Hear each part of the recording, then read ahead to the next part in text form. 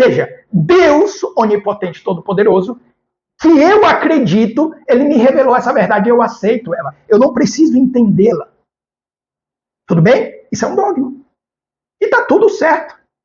O problema é eu criticar quem acredita num dogma revelado por um ser superior e assimila um dogma moderno, da sociedade moderna. De onde é que veio isso? Quem foi? Quem foi? Você simplesmente acredita que a verdade é relativa. Simplesmente. Então, isso você acredita, você não pensou. Você não construiu isso a partir de princípios lógicos básicos. Você não consegue defender isso. A maioria das pessoas sequer conseguem defender isso. Então, a maioria das pessoas simplesmente estão trocando um dogma revelado por um ser superior, que eu acredito que existe, por um dogma trazido pela sociedade moderna. A verdade é relativa. E isso é uma verdade absoluta? Geralmente, a coisa não passa do primeiro teste lógico.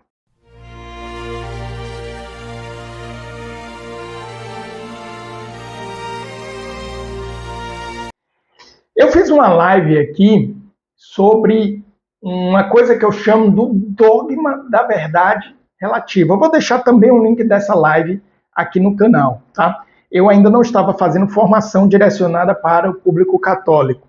Eu estava trazendo elementos de aplicação de filosofia para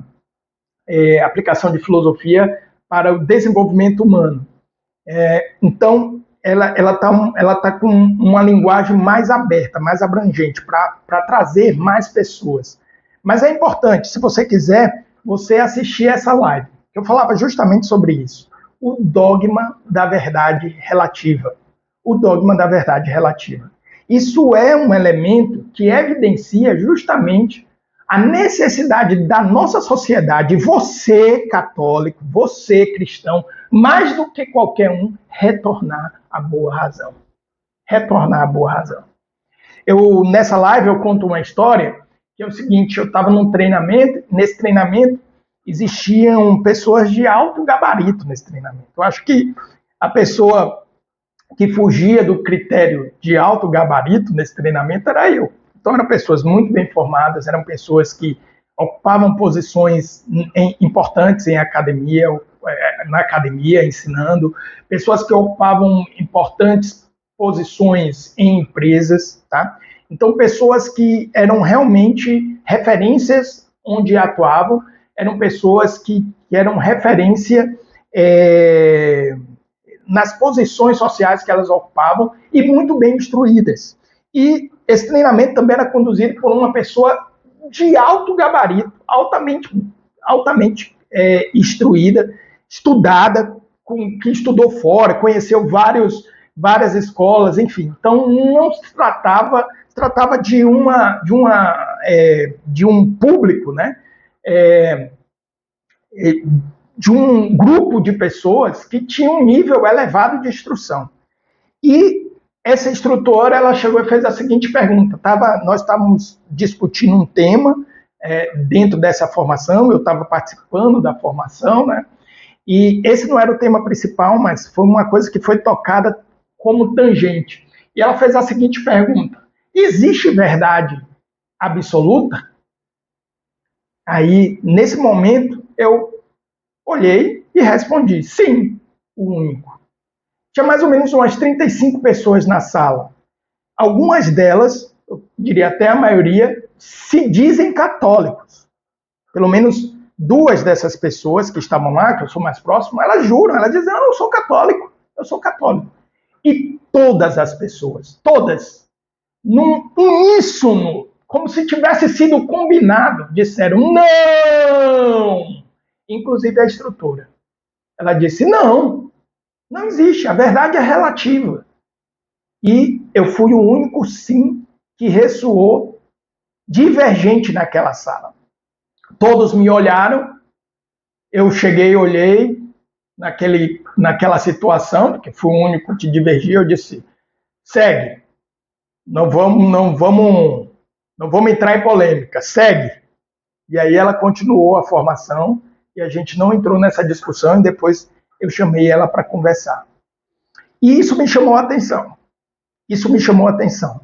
Não que tivesse pessoas dizendo que não existe verdade absoluta. Não, não isso. Mas o que me chamou a atenção, o que gritou para mim, é que aquilo foi uma unanimidade. O que gritou para mim é que aquelas pessoas, elas não sequer pensaram. Aquilo ali era uma verdade absolutamente assimilada por elas. É engraçado, né? Porque aí já começa a incoerência, mas eu vou evoluir aqui na aula, isso vai ficar claro.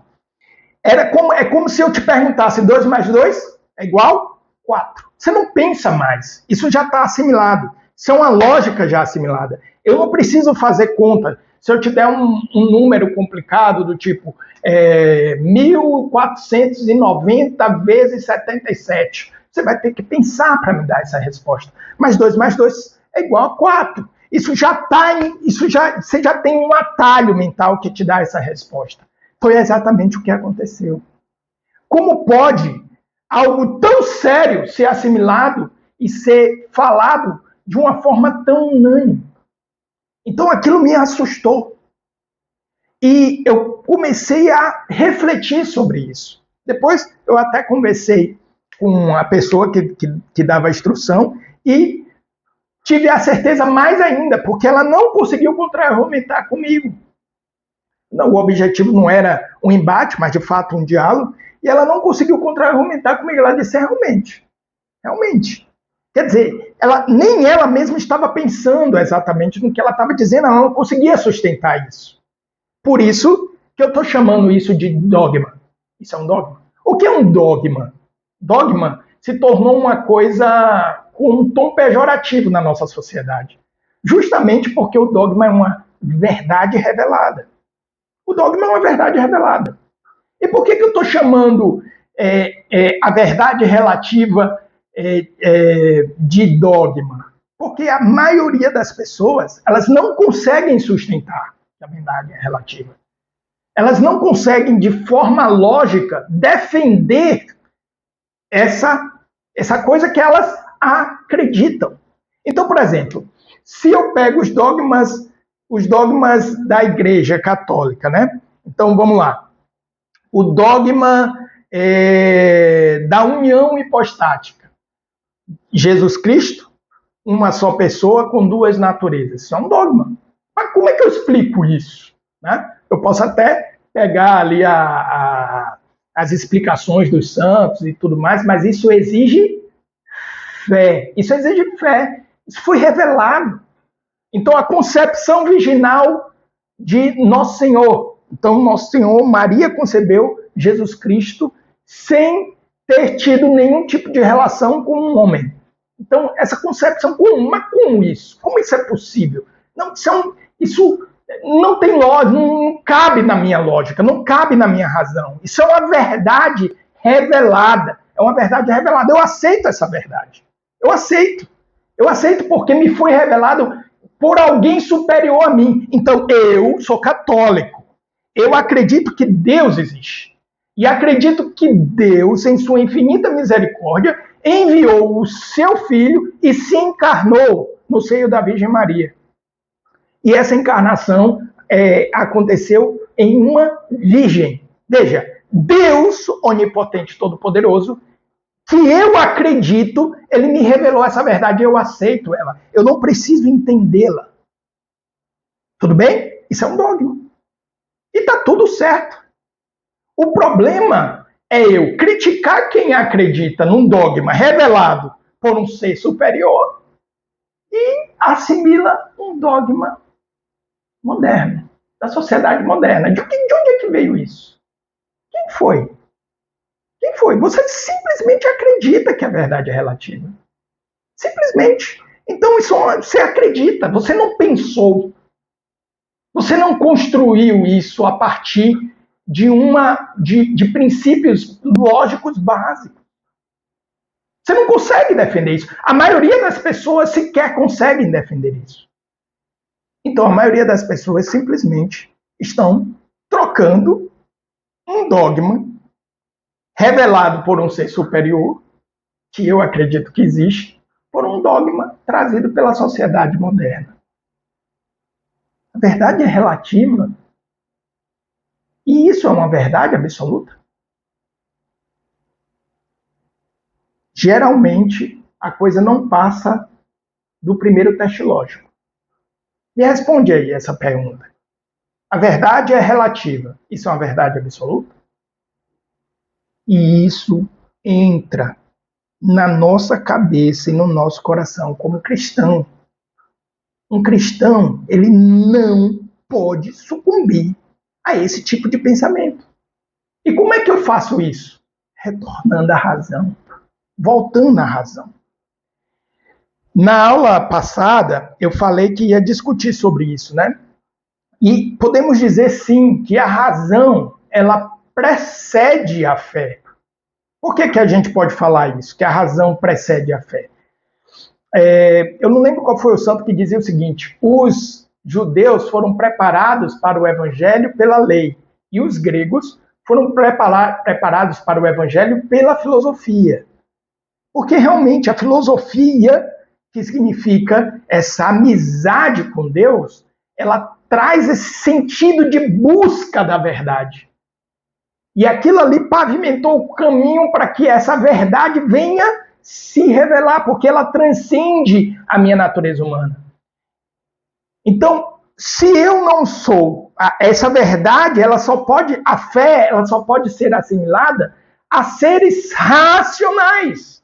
Então, supõe-se que exista uma vivência da razão.